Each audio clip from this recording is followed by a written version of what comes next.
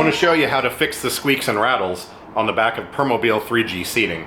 They still use this seating today in a slightly different form, but they've had this on almost all of their chairs for the last, I don't know, 4 or 5 years or something. I've actually done the mod on this chair I'm sitting in, but my C500 that's over here has an exquisitely squeaky back. So I figure since I have the new cordless glue gun, I will show you how to take care of that. It's fairly easy. It takes a little bit of screwing around. Let's get this thing taken apart and I'll show you. Real quick, I just want to explain this process that I'm about to show you is kind of a generic idea of how you can potentially remove squeaks and rattles from your Permobil 3G seating. It's not exactly a step-by-step how-to. I show a lot of the options and ways to do it, but if you kind of look at the concept overall, everybody's chairs are usually a little bit different, and doing things exactly the same way I'm doing it here may not be how you'll wind up doing it.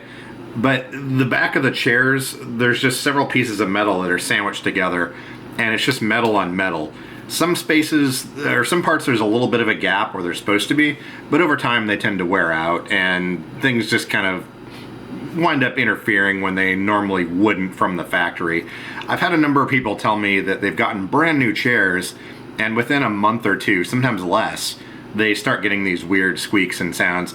So watch over this whole thing. It gives you a basic idea of what I'm doing, and you can take this information and apply it to your chair or the one you're working on. Use bits and pieces of it. You should be able to get the issue resolved. I, for one, cannot stand chairs that make any sort of extra noise. And this just kind of help you out and give you an idea of what you can potentially do to resolve it. To start this, we need to remove this section of the back, and depending on what model of chair you have, you might have some of these little side brackets on here, you might not. On this particular chair, I have to loosen these up just a little bit so that we can slide the two halves apart. Just gonna turn these a little bit here. And these would be used for like lateral side supports, or maybe if you have a ventilator with an arm that mounts. Most chairs probably won't have these. And then normally you'd want to take your back fabric off, but I sort of have it sandwiched in here in a way that most people don't. So essentially just pull this little latch here on the back and then pull up on the entire thing, and it'll just slide right out of here. There we go. Now we're left with this back plate. With chairs that have shear reduction, which I think is most all of them, this plate kind of slides up and down in this track as you tilt the back. If you look closely at this gap right here as I tilt the chair back, you'll see it changes. See how it gets closer together? And these Velcro strips here are kind of a factory thing that Permobil does, which is designed to sort of help get rid of the squeakiness, but we're gonna take it up another level. To get this part off, there's a little thumb screw right here, and you just wanna unscrew this. It shouldn't be tight enough to require tools, but it's just a little short, stubby little thing. And then getting the rest of it off is fairly easy. There's 4 of these little hooks here. And basically, once that thumb screw is removed, you just grab this and sort of pull up on the entire apparatus. Might take a little bit of wiggling, or it might be completely stuck. Why won't this come off of here? I just had to apply a lot more force. I tilted it back and just sort of worked it up like this. But as you can see here now, these pop up and you can just lift this whole part right off. There we go. Oh, that's why. I installed Velcro in here, that's why, okay. I kind of forgot that I've taken the back of this chair apart before. I've partially done the mod that I'm talking about here. When you remove the 2 sections of this back, you're probably not gonna see anything here. Just realize there's an area over here in the shade. Okay, what we're gonna be doing is using some of this Velcro strapping. This is, they sell it at Target as like cord wrap, or you know, Home Depot or places like that. It's basically just Velcro, and on one side is the hook, and the other side is the loops. But there's no glue or anything in this. What I've found is the loop side is actually a nice soft surface. And you can see here from the factory, they've already installed some of this to kind of help prevent the sounds. We're gonna leave this side alone. The idea here is we're gonna create a little bit of friction between these two halves of the seat back, and that's gonna help keep it from making some noise. And I know some of you have been having problems and already been in contact with me about how the seat back winds up getting scratched.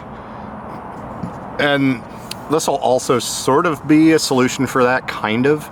But let me get some of these straps cut, and we're essentially gonna put them along here, and then you can see here where the chair has been wearing on this as well.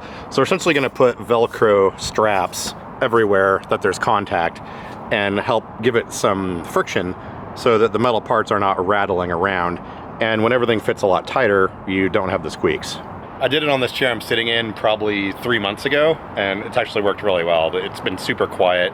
Haven't had any noises or squeaks or rattles or anything in that time. I took some pictures of how I did it on this chair that I'm sitting in. This part is the same as the seat back right here. Basically on the parts here where you can see the scratching, I put 2 strips there and then a couple in the middle as well.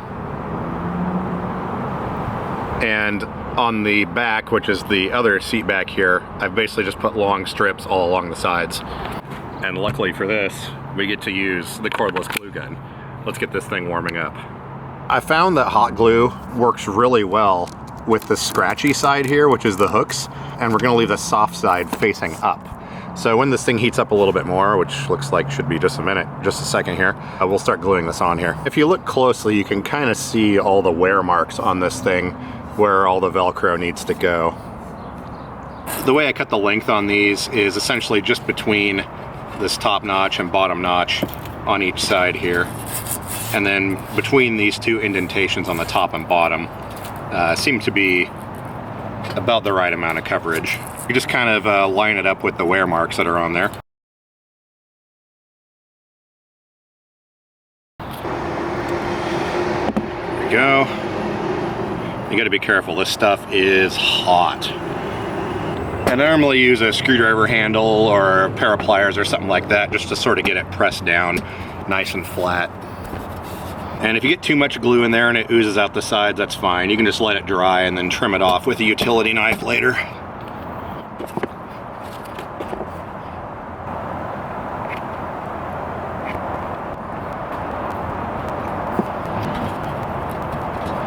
Alright, and as you can see here, we got a little bit too much glue on here. So I'm gonna let that cool down and dry and then we'll trim it off. For these next 2 pieces, I don't think the placement is quite as critical. And to be honest, one of them would probably work in the middle. I don't know, when I do this stuff, I kind of go a little bit overkill and try to make sure that we're not going to be having any issues later on down the line. I will tell you though, it's a little bit difficult to reassemble this with all this stuff in here. I'll show you that in a minute. It definitely takes a little bit more work. You'll want to get these strips here lined up, probably about a finger width or a thumb width in from the side. Actually, let me verify that real quick. Actually, scratch that. On this chair, it already has.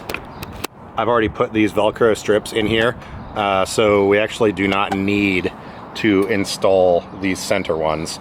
Normally you would. I guess your other option would be adding, some of the same Velcro in a pattern similar to this inside the back of the chair. Remember how a minute ago I couldn't get this off the back of the chair very easily? Well, that's because I forgot I'd already installed some of the Velcro stuff on this back plate. Normally, you could put it on here, like those 2 strips I just cut, but in this case, since this is already on here, we don't need to add more here. And alternatively, you could probably add some of the Velcro strips in this configuration on the back if you don't want to add it on here. I mean, it doesn't really matter either way. The idea is just to provide a little bit of force so that everything isn't just hanging here and rattling by these hooks, but rather it's friction fit up against this stuff, and that keeps it from rattling as much. I think what I'm gonna do is, I think I'm gonna go ahead and add those other 2 Velcro strips on here instead of on this part.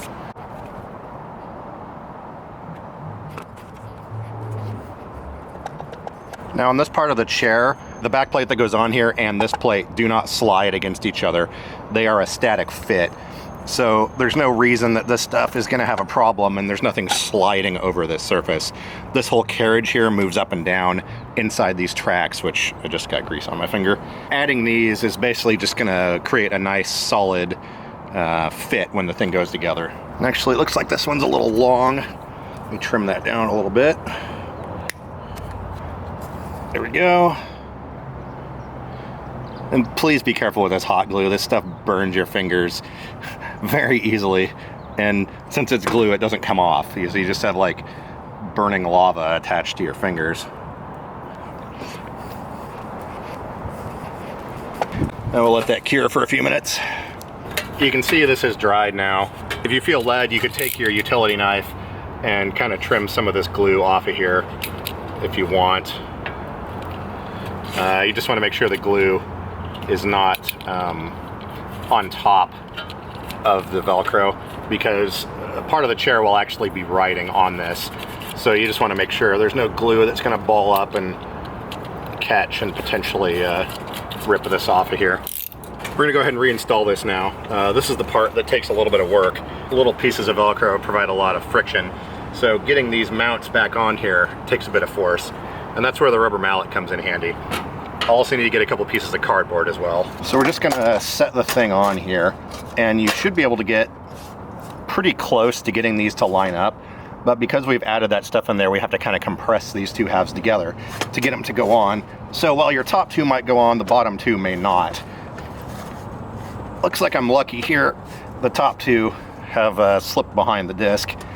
Let me go grab some cardboard. Right here is where this video starts getting a little bit controversial, because I'm gonna start swinging a hammer on this chair. That's what the cardboard is for, though. It'll keep you from damaging the edge of your chair as much. What we need to do is get these two bottom fasteners. See? Do you see how that rattles? From the factory, these things are not tight. You can probably hear that. And that's one of the reasons the backs of these chairs rattle so much. So we're gonna put our cardboard up here, and we're gonna use this rubber mallet and sort of hammer down to get these to line up. Now it probably is a two-person thing, because you need someone to press flat right here while you're hammering, but I think I can get away with it. We're gonna go down just a little bit. There we go. Get one side hooked. Try to get the other side in here. Okay, I think we got this. I think I can hold this while I'm hitting it. Okay, there we go. You can see here now, all four of these little hooks are engaged. That one just barely. This may be more difficult depending on the chair that you're using and the size of your Velcro and the type of glue and a bunch of other factors, but for me, this seems to be working okay. So we'll just go ahead and keep hitting this down here. There we go. And the idea is to keep going until this hole right here lines up. And that should be just about when these are level with the top of the slot. Now, we can reinstall our thumb screw. And that just basically goes as tight as you can get it by hand. And there we go. Our back is now reinstalled. You can see that our shear mechanism is still working. But as you'll probably notice now, it doesn't really rattle. This little bit of movement here is somewhat normal because the chair slides in and out of that track. But you can see here now, we have Velcro strips that are underneath these parts of the chair. I mean, it's probably not the best looking thing in the world, but it's gonna keep it from scratching and rattling and stuff like that. And this rattling here is this bracket on the side. But once we get the back on here now, just the weight of you sitting in the chair is just enough to hold that steady, and it's not gonna be making any noise at all. I probably should have filmed myself in this chair to demonstrate how it was squeaking and the noise it was making before I did all this, but kind of forgot to do that. I'll show you here with the shear reduction how these plastic parts are riding on the Velcro now. And that one, I didn't get it lined up very good, but I think it should still be okay. That plastic is traveling on the Velcro strip. There's normally a little bit of a gap here, but just as the way things work when you tilt and move around and whatnot, this gap will close and it'll actually touch. We'll go ahead and get the other Velcro strips installed here on the seat back as well. Gotta let the glue gun heat back up again. I was just consulting my photos here and looking at the chair I'm sitting in, and I realized I made these way too long. These actually need to stay below this line right here. So I'm going to need to trim these off just a little bit. Even though they have these factory Velcro strips in here, you can see where the side of the chair is actually still wearing on the back. And these little points here are going to give you your noise. If you look closely in here, you can see how there's indentations in the seat back, and there's indentations here. And if you look, you'll see that everywhere they place the Velcro strips, they don't stick up beyond this metal. So even though these are in here, they're not really doing anything. And that's why we get these scratch marks here, because this seat back is still gonna rub on this. I think what I might do, I'm gonna pull off these four right here, just because I don't want them to interfere with the strips that I'm adding on this. And these aren't doing anything. I mean, like I said, if you look at the clearance here, this Velcro is lower than this. So I'm gonna peel all four of these off. Now your chair might not have these. I've seen a number of chairs that, well, most of them have this installed, but other ones do not. It'll be something that's kind of trial and error once you get your chair apart to see what's actually going on inside here. And now I'm realizing with this chair sitting in the sun has actually been helpful. It's heated up the glue on the back of these and makes them easier to peel off. All right, we can go ahead and leave these two on here because they're not going to interfere with anything we're doing. And since these are on top of the metal and the chair has this indentation in the back, they're not going to be in the way whatsoever. We'll get these trimmed down to size here. We'll do them right about the same height as this bracket here. So I'll cut these off about this far down. These aren't critical measurements. Mostly I'm just keeping it just below this edge here so it doesn't show. This is the chair I'm sitting in, and you can see my vertical pieces here. This is the back plate we've already installed. This is the one we're putting the pieces on right now. And see how they're not sticking up above this edge? This bracket right here is the same as this bracket. So we want to keep this just a little bit lower. And that way we don't have, you know, garbage sticking up right here. And feel free to use as much glue as you want here. This part does not travel or move in relation to the back that we're adding it onto. So even if we get a little bit of overflow on the glue, it's not going to cause any problems. Time for another glue stick.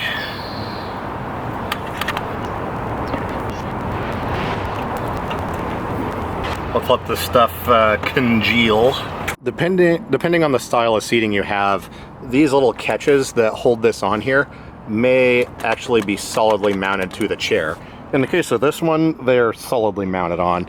This one though, you got to loosen them up just a little bit, and that'll actually help us in this situation because we need as much clearance as possible when we're jamming this back down in here. So having these loosened up will actually be an advantage here.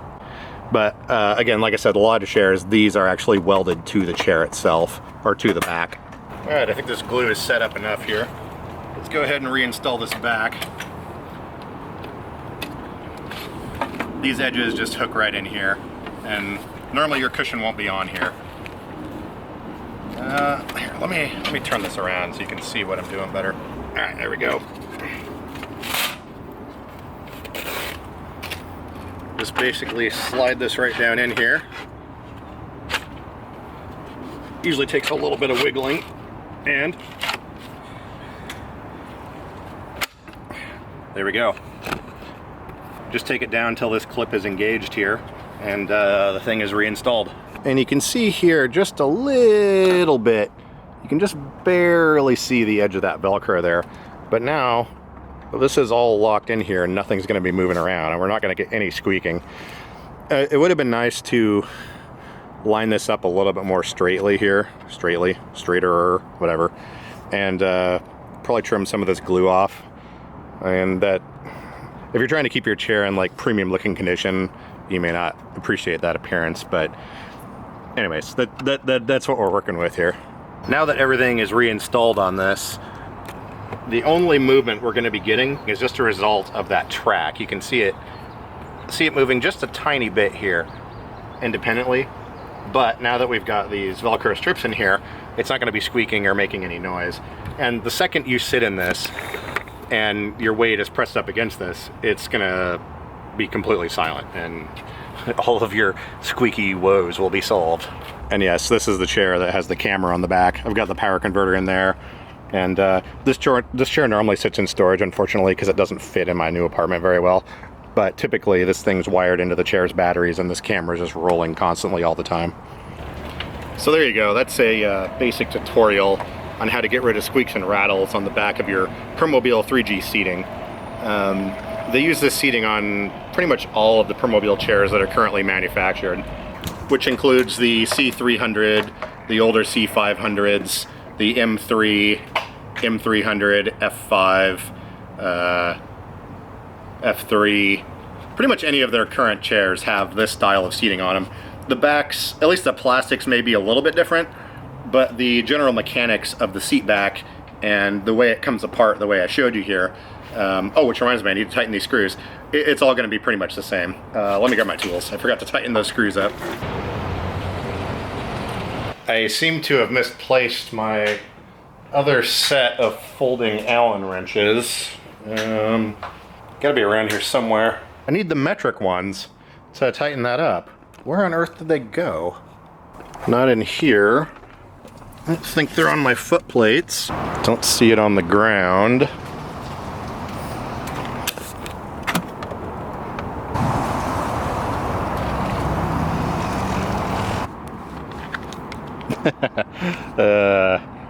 The awesomeness of using a power chair sometimes. Okay, tighten these back up now.